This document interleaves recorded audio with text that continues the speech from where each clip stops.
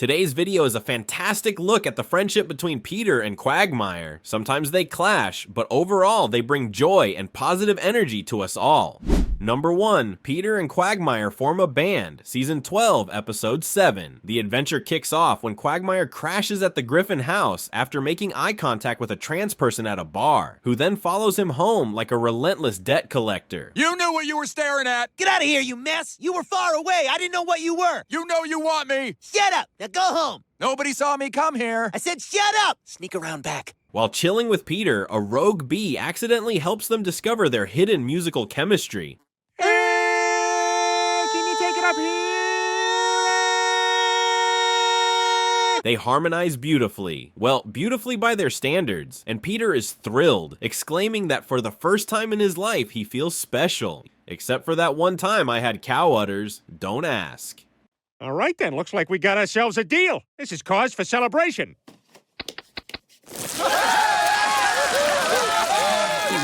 I don't care, I'm not driving. Realizing their newfound talent, they decide to pursue a singing career. Don't store your condoms in your billfold. Those things don't work if they get dry and old. Broken rubber. Peter confidently declares that their music will be the greatest thing since sliced bread, and he means it. I'd like a sandwich, but I don't feel like eating 2 whole loaves of bread. Tough shit. Their first stop, Mort's Pharmacy, where they pick up some paper and inadvertently impress Mort with their vocals. This reminds Mort of his wild past. He once owned a record label and managed big-time artists back in the 70s.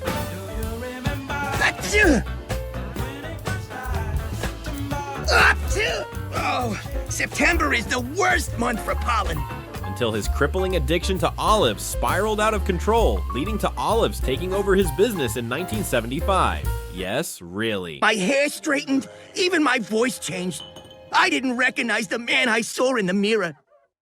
What has happened to you, Mort Goldman? You've hit rock bottom. Somehow he survived and now offers to manage Peter and Quagmire. Peter is thrilled but wisely keeps his guard up, hoping Mort won't scam him like his own family did. Well, I'm off to work. Bye, guys. Love you. Love you. What an idiot! I hate him so much I'm shaking. For their grand debut, they perform at a library. But first, Peter urgently needs to hydrate at the water fountain, because priorities.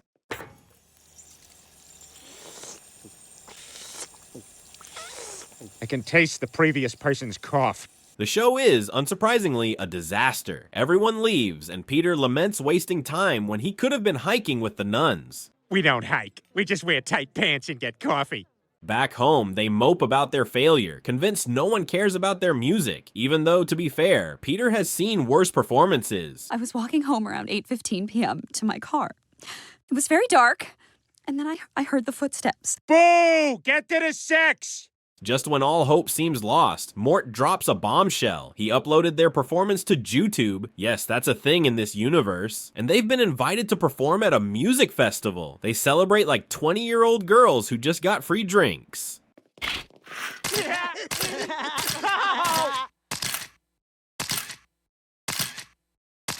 Oh my God, we are so random.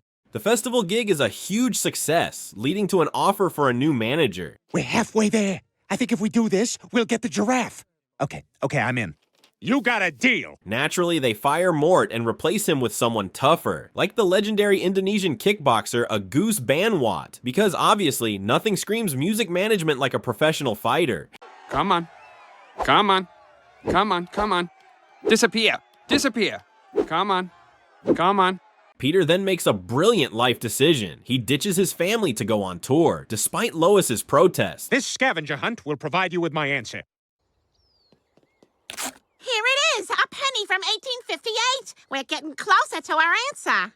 Wake up, Mom! He chose the music! But even he has some concerns. Like, without him, who will carve the Thanksgiving turkey? I mean, if I'm not there, who's gonna carve the turkey? I don't understand. The tour life quickly gets to Peter, making him even more reckless, pushing Quagmire's patience to the limit. Okay, Mr. Griffin, now you've got your flu shot. Will you stop giving him flu shots, man? We got a show to do. Oh, Quagmire, it's cool. It's cool. This is the doctor that killed Michael Jackson. As they skyrocket to fame, Peter takes things less and less seriously, turning every moment into a joke. You approved these without consulting me? Don't worry, they're great.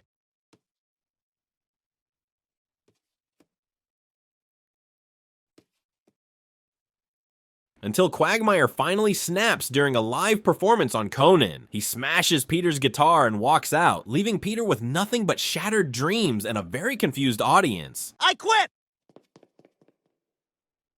Hey, your makeup lady was crying earlier. What was that about? This is my time. Don't ever fucking talk to me during my time! Defeated, Peter returns home and begs for forgiveness through song, because obviously that's the only way. Peter? Dad? Oh, boy. Larry, you gotta get out of here. It's been a great 2 months. Meg, keep painting. Quagmire joins in, also apologizing, not wanting to lose his best friend. And in a moment of peak weirdness, Peter kisses Quagmire. What just happened? You think you can forgive me? Oh, Quagmire. To make amends, Peter gets on a bus and, because why not, shoots himself. Number 2, Peter moves in with Quagmire, Season 10, Episode 19.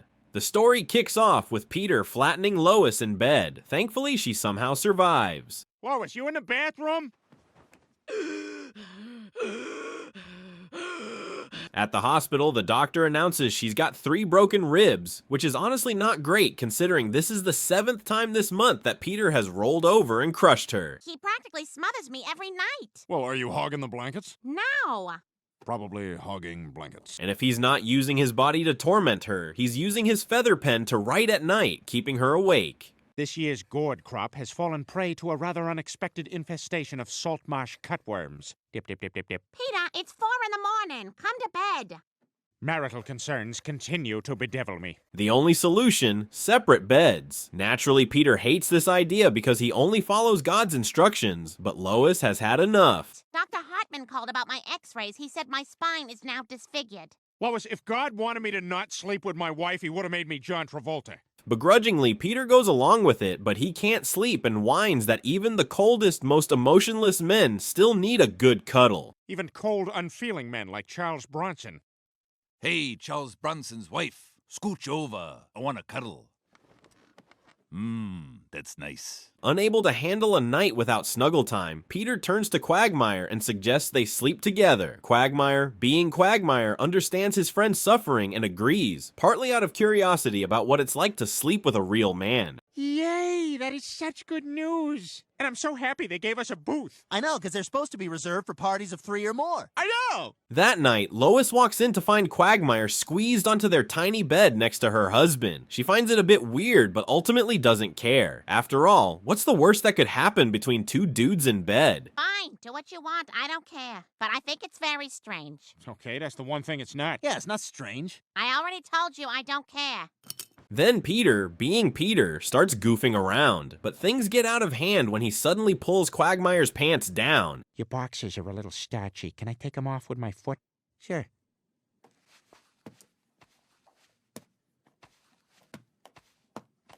Come on, you.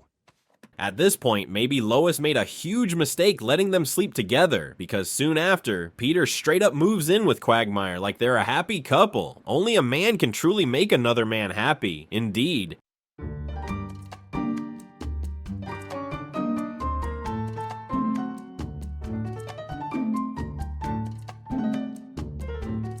Of course, Lois isn't about to lose her husband to another man. She finds the whole situation ridiculous and demands Peter come home, but he refuses. I live here now, Lois. Look, I'm sorry that I ever got a separate... Is that a bracelet you're wearing? It's a giggity band, Lois. You wouldn't understand. Desperate, she makes him a deal. If he comes back, she'll rearrange the bed so they can cuddle again. She even admits she misses him. That's all Peter needed to hear. He happily returns home, leaving poor Quagmire behind, heartbroken. Hey, what do you say we go home, huh? Sounds good to me.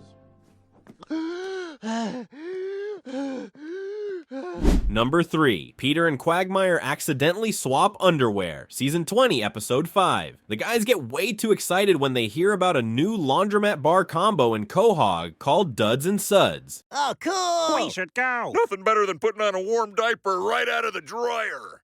Naturally, they head there immediately, only for Joe to notice something deeply disturbing. Peter and Quagmire are wearing almost identical underwear, the only difference being the brand name. No, mine are planes. All pilots wear them. Look at that, planes. The perfect underwear for unexpected wind shear. Is that like farts? Yes, that's like farts. And thus begins a hilarious chain of events caused by their accidental underwear swap. First up, Peter. Giggity morning, everyone. Lois, can I see you in the other room for a second? Sure. All right. Peter, what would you like for breakfast? Chocolate chip pancakes. Then the next morning, Quagmire unknowingly puts on Peter's underwear and immediately starts acting like Peter. His girlfriend is confused as hell. But first, a dump so long I will be able to read everything Garfield ever wrote. John. But it gets better. While working a flight, Quagmire delivers an in-flight announcement in full Peter Griffin style, making it impossible for me to stop laughing. Seriously, how do the writers come up with this stuff? Hello, this is your captain speaking from the, cockpit. A lot of penis stuff from you today. Quiet, you don't talk. Now, please enjoy this in-flight music I brought with me from my glove compartment. Oh, well, everybody's heard. Meanwhile, Peter, now wearing Quagmire's underwear, adopts his personality. He even starts treating Brian like garbage, which Brian finds deeply upsetting. You constantly want to sleep with my wife, who is an angel. Oh, and the hypocrisy. You claim to be an ally to women, but I bet you don't even know Nancy Pelosi's official title. The poor dog has no clue Peter has been infected with Quagmire's essence, so he just gets yelled at for no reason. Oh, and at one point, Peter dresses in an outrageous Quagmire-style outfit and asks Brian to tie him to a milking table. Yep, that happened.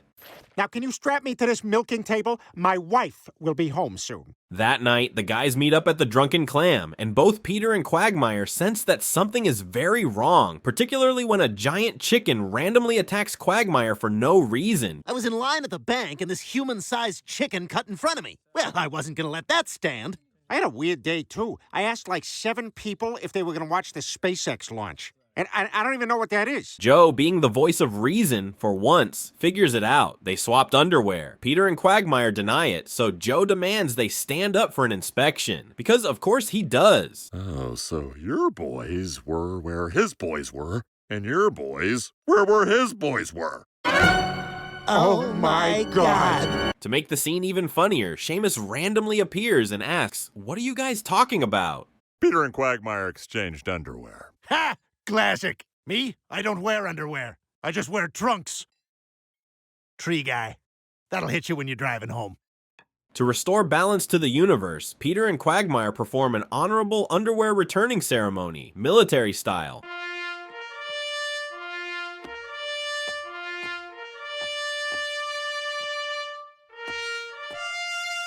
But even after the swap, things stay awkward. Quagmire worries the guys will never let this go, and well, he's right. I know, right? Like icky times 1,000. Hey, this is crazy, but what if we wore each other's underwear just for a joke? What? No, that's a terrible idea.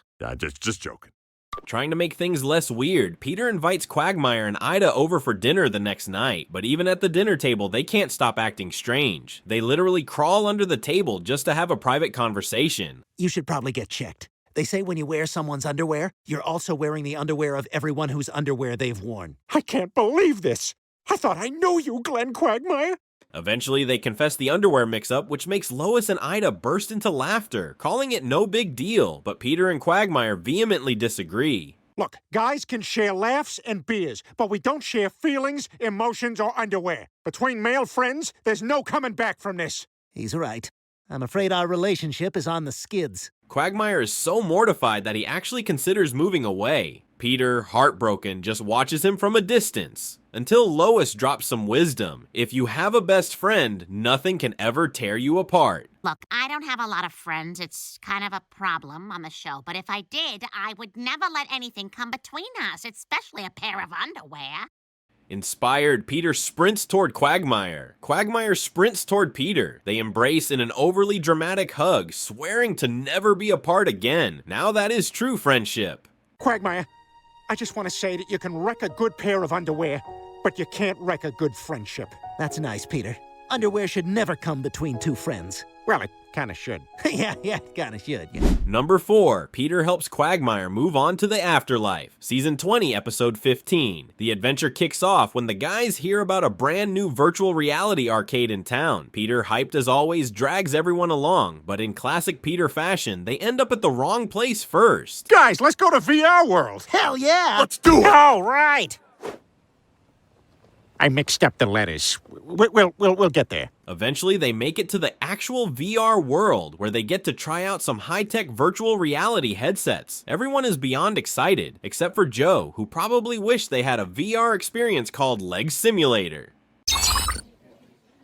Wow, mine says low battery, charge immediately. Is this real life? In the Marvel Experience room, Peter gets the thrill of meeting the Hulk, and then, unexpectedly, Mark Ruffalo, who's probably wondering how he got there. Are you smashing? No, I'm mainly just updating my Twitter avatar to raise awareness about fracking. Well, that's lame. Try getting angry. I don't get angry. I vote. I vote. As they leave, Quagmire finds himself facing a serious issue, a never-ending case of hiccups. Maybe it's karma for saying giggity too fast. I think I said giggity too fast when the guy was explaining how the goggles sit on your face. Now they're not going away. Joe tries to help, but no luck. Quagmire insists his hiccups are even worse than side B of Bill Belichick's Christmas album, which is saying a lot. On the first day of Christmas, my true love gave to me $4 million and a player to be named later. At the hospital, Dr. Hartman suggests hypnosis as the best cure. Peter, ever the supporter of weird medical solutions, backs this up by recalling how Dr. Hartman once helped him recover from a deeply repressed traumatic memory. 1 front row ticket for Nickelback, please. The music was great, but I split my black jeans during photograph. The bouncers had to carry me out with a napkin over my ass. Meanwhile, Cleveland, who apparently doubles as a hiccup expert, believes hiccups are a sign that a demon is trying to possess you. Naturally, this leads them straight to a black priest for an exorcism. I'm now going to place my hands on the afflicted area. Satan, release your grasp from this man. In the name of Christ, I exorcise thee, infernal invader. Peter, realizing Cleveland is just messing with Quagmire, decides to get even by pulling a prank inside the priest's church. Classic Peter. He's doing hiccup stuff, I'm doing hat stuff. Easy with the fans, ladies. Easy with the fans! That night, poor Quagmire is suffering. He can't sleep, he can't eat, he's just hiccuping and crying like a broken toy.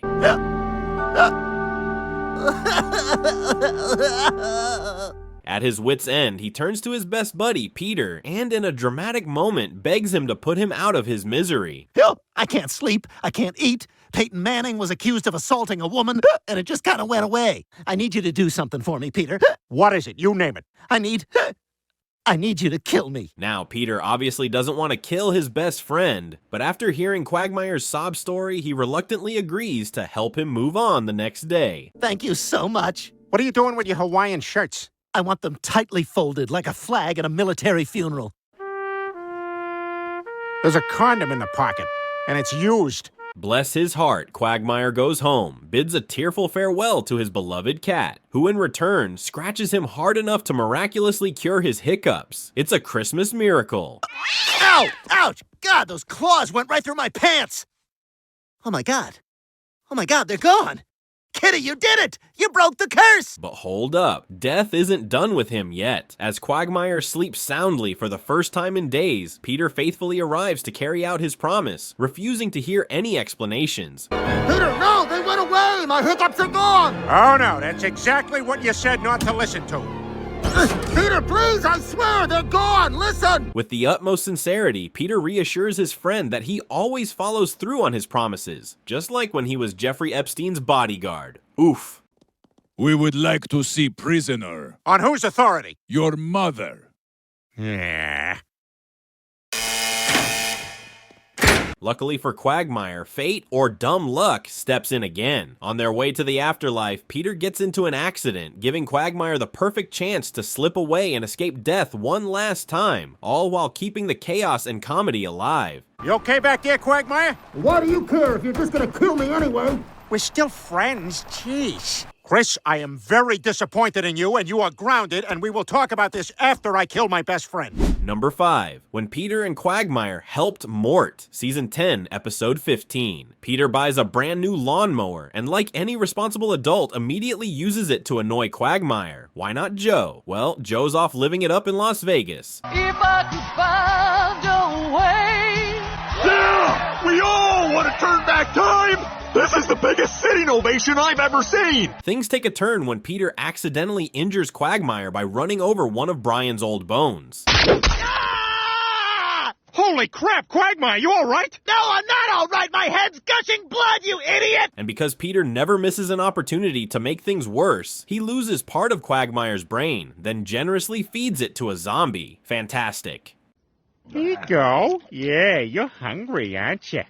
He was a rescue. When I found him, he was just walking face first into a chain-link fence downtown. But wait, there's more. A terrible doctor stitches Quagmire up and casually leaves a piece of his own uniform inside the wound. Nice work, Doc. Oh, look at this. Look what happened. Ah! Well, by the laws of comedy, you and I have to be roommates now. That's hilarious, Doc. All right, here we go.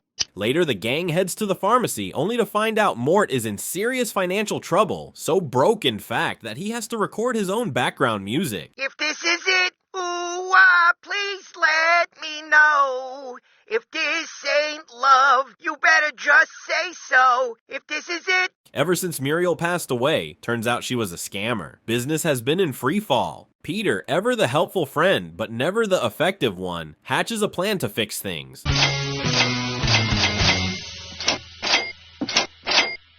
Is opening and closing the cash register a bunch of times helping business yet? No. Okay, then we'll do other stuff. They start by organizing pills at the pharmacy, but when the conveyor belt speeds up, they spiral into full-blown chaos.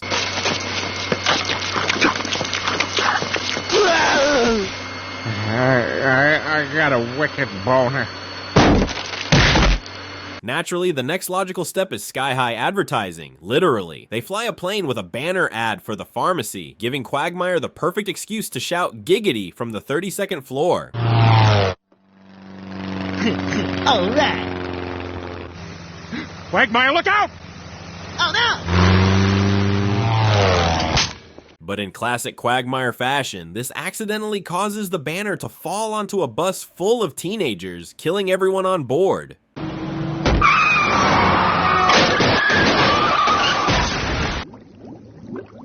Goldman's Pharmacy. Now that could be a good place to get new shoes for my dog. Desperate, Mort recalls how his cousin got rich by collecting insurance money after his house burned down. However, Mort has trust issues with insurance companies since they never paid out for Muriel's death. Turns out Quagmire's been burned by insurance too. A friend of mine staying in my house got, injured, and my homeowner's insurance wouldn't pay her doctor bills. Said the policy didn't cover an active rod.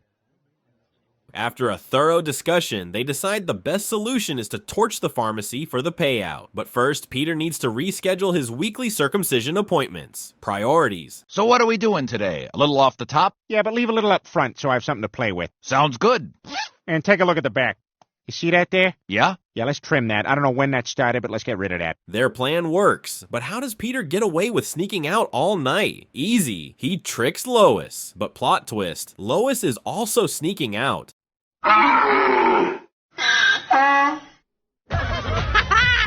is awesome! And Peter has no idea! The next morning, Mort celebrates as the insurance company agrees to cover everything. Quagmire, however, is sweating bullets because Joe might sniff out the truth. Peter assures him they have an airtight alibi. They were at a Beatles concert, totally foolproof.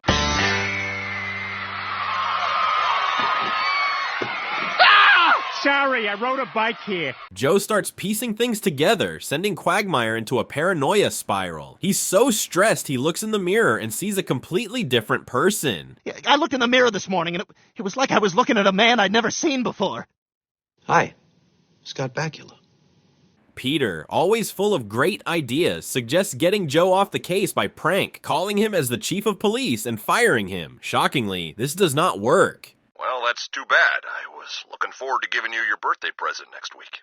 Oh, this just came in for you from Officer Swanson. A Starbucks gift card? This has been an unproductive use of my time. Joe cracks the case, arrests them, and Mort, being Mort, threatens to flee the country but ultimately stays put after seeing his old gym teacher, who's just waiting to mock him. Aren't you gonna run? I would, but I don't want my gym teacher to laugh at me. He's been following me around since junior high. Watch this. Watch this Jewish kid run. At the police station, Joe interrogates the guys with mixed success. The only highlight, Peter's absurd, nonsensical answers. It's gonna take a lot more than a fart in my face to make me...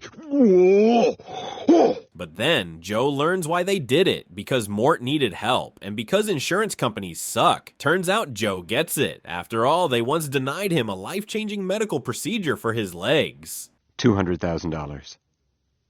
We also have a wheelchair. $60. Okay.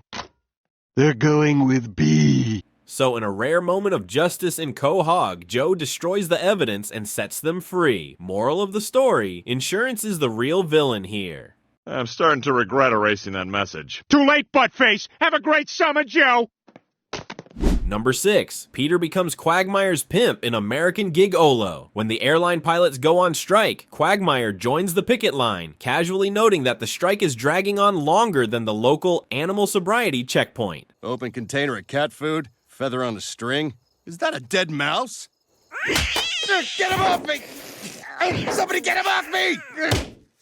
That night, he stumbles into a bachelorette party where the women start throwing cash at him just for, well, existing. See, this is a real uniform. Ooh, take something else off, sexy. Oh, yeah. Inspired by the sheer simplicity of this income stream, he decides to pursue a career in exotic dancing. Yeah! All right, who wants me to stow my bag under their seat? The next day, Quagmire bails on the guys, claiming he needs to support the strike. Of course, this is a blatant lie. Well, it's, Cleveland stealing shot glasses. I don't like drinking NyQuil out of them little cups. Suspicious, the gang tails him and ends up at a strip club, where they are both horrified and mildly impressed to find their buddy working the pole like a seasoned pro. Ladies, this is your pilot speaking. I am in the full, upright, and locked position.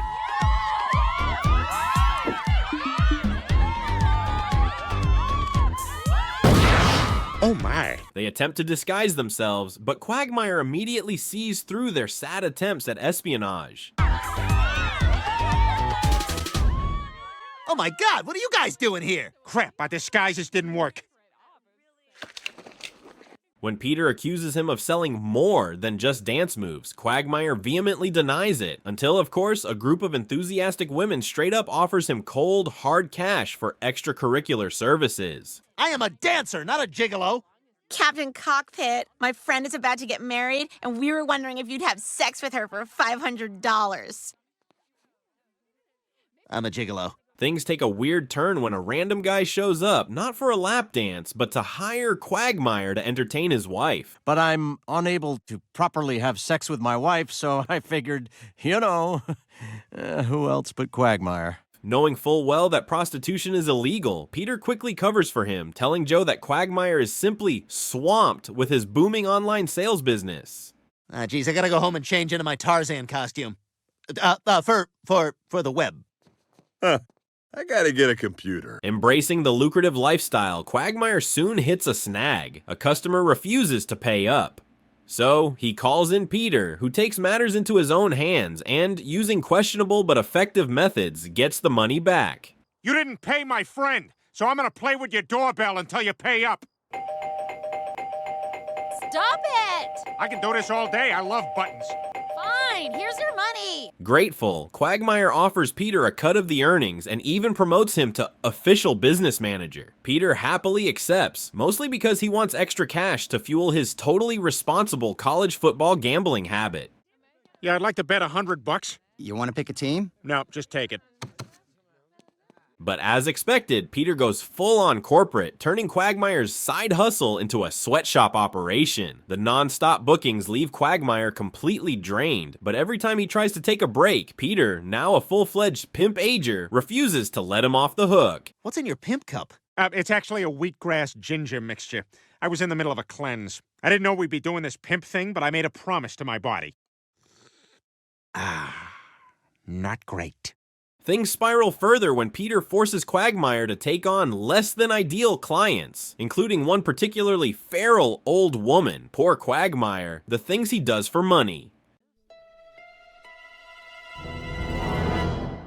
Okay, let's go. Just so you know, it takes me a long time.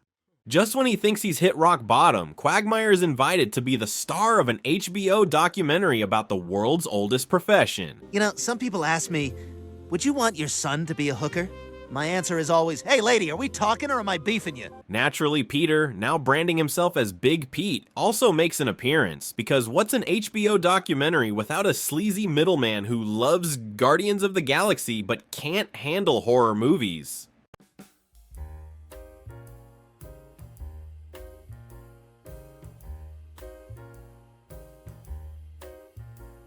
The situation takes a nightmarish turn when Quagmire gets a client requesting some very niche German activities. Big Pete, help! She wants to do German things! German things! What? No! He hasn't eaten anything in days! It's not gonna work! Sensing danger, Peter jumps in to rescue him, only to also get dragged into the terrifyingly organized situation. With no one brave enough to intervene, they're both left to suffer through an experience that no amount of therapy will ever erase. 9! She's got us both! Help us, pimps and hoes! Help us, HBO camera crew! Realizing how much he's put Quagmire through, Peter finally begs for forgiveness and asks if they can go back to just being best buds. Being the good sport he is, Quagmire agrees, because at the end of the day, what's a little trauma between friends? Hopefully the pilot strike will end soon and I can get my old job back. Oh, the strike ended a month ago. What? Why didn't you tell me? I did. Are you still GlennQ10 at AOL.com? No. Ah, well, there you go. Number 7, the ultimate cook-off in Pilling Them Softly. The guys are bored out of their minds listening to each other's pointless stories, while Jerome ponders ways to spice up his menu, literally. When Quagmire tastes the food, he nearly vomits because it's that bad. Ugh, these are terrible! Quagmire, when it comes to tacos, I'll trust the Koreans, thank you. You're nuts! This tastes like Ani DeFranco after a bike ride. Joe thinks he's overreacting, but Quagmire is convinced of his past life as a culinary genius. The guys don't believe him, so he sets out to prove his foodie credentials by inviting them over for a Saturday night dinner showdown. Peter, ever the planner, suggests moving it to Sunday since he has a crucial Saturday night appointment, giving Javier Bardem a haircut, a responsibility not to be taken lightly. So, what'll it be? Everything. What do you mean? Long in the short places, short in the long places. It should be from both the future and the past. Something a child would do to a doll. To everyone's shock, Quagmire actually turns out to be a great cook. Simple logic, he had to master fine dining to impress women, just like NBA players do. I mean, how do you think NBA players get all those chicks? They're all great cooks. Except Kobe Bryant. His secret is different. Lois encourages him to start a cooking show, and Peter, always the hype man, offers his full support, claiming he's a natural at cheering people on, like at NASCAR. Go in a circle! Go in a circle! Go in a circle! Advertise stuff! Advertise stuff! Go in a circle! Peter tags along for the audition, and thanks to his unexpected comedic timing, they land the job as a duo. Not bad. Also, the tomatoes can be eyes, and the lettuce can be hair. Look down, there's also a carrot. However, while Peter's antics delight the audience, Quagmire is not amused. In the middle of a professional cooking demo, Peter chokes on cinnamon powder, much to Quagmire's frustration. Produced it to me one afternoon. God! I had house sat for her while she was visiting her aunt in Vernon, and she wanted to thank me. And oh boy, what a treat it was. You done? Yeah. As Quagmire tries to season chicken with precision, Peter treats the audience to an impromptu drum solo using metal spoons, producing a sound reminiscent of a migraine. Look at me! I'm huge in 2002! Peter! Nothing like a night at the theater that ends in a headache. Damn it, Peter, that's it! Eventually, Quagmire snaps and fires Peter on the spot, but Peter refuses, declaring that only Mr. Spacely has the authority to do that. Griffin, you're fired! Okay, that's fair. Plot twist. The network loves Peter's chaotic energy and offers him his own cooking show. Legal consultation pending. Well, Peter, since the DUIs happened so close together, we don't really have much wiggle room here. I suggest you take the jail time and just get it over with. I'll do it. After October 13th. Soon, Quagmire's show is overshadowed by Peter's culinary masterpiece, a program entirely dedicated to slathering frozen food with butter. Now, as always, add butter to taste. Mmm, delicious! Butter dunk! Unable to tolerate this gastronomic mockery, Quagmire demands that one of them must go. The producers, being the geniuses they are, propose a cook-off to settle the score. See you in the kitchen, jerk. I'll see you in hell, loser. Bad day to carpool. Yeah. For the battle, both contestants get to pick a sidekick. Quagmire recruits Joe, while Peter enlists Cleveland.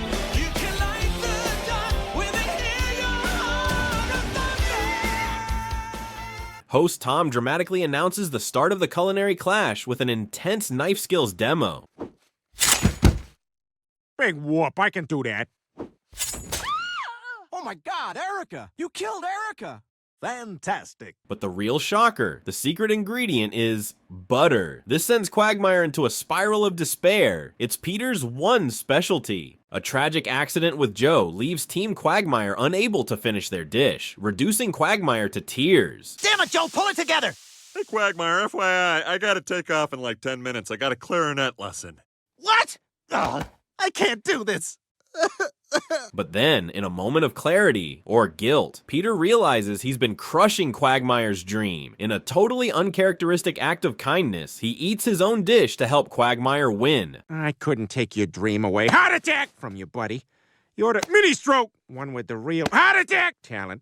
You heart attack deserve the show. Regular stroke, not me. In the end, Quagmire admits that he'd rather have Peter as a friend than a rival. They both agree to go out in style by impersonating Paula Deen on live television. Cleveland, watching their antics unfold, furiously points out that they could have just quit from the start. Together. Ready? You bet. You could have just quit the show.